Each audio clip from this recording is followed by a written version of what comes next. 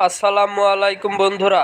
বন্ধু ম্যাচের কথা রাখলেন ডি মারিয়া। অবশেষে আর্জেন্টিনার হয়ে আবারও ম্যাচ খেলতে মাঠে নামবে বস ডি মারিয়া। হ্যাঁ দর্শক, বিস্তারিত জানতে ভিডিওটি সম্পূর্ণ দেখুন। ইতিমধ্যে আমরা শুনেছি যে ডি মারিয়া আর্জেন্টিনার দল থেকে অবসর নিয়েছে, তবে ম্যাচের কথায় আবারও একটি ম্যাচ খেলার জন্য আর্জেন্টিনার দলে যোগ দিবেন এই কিংবদন্তি খেলোয়াড় ডি মারিয়া। কোন খেলাকে সামনে রেখে ডি মারিয়া মাঠে নামবে তা কেউ জানে না মনে হয়। হ্যাঁ দর্শক, সূত্র মতে জানা গেছে যে সামনে বছর ফিনালিসিমাকে সামনে রেখেই মাঠে নামবে এই কিংবদন্তি খেলোয়াড় ডি মারিয়া। ফিনালিসিমাটা সাধারণত হয়ে থাকে কোপা আমেরিকা বিজয়ী দল এবং ইউরোকাপ বিজয়ী দলের সমন্বয়ে গঠিত হয় এই ম্যাচটি।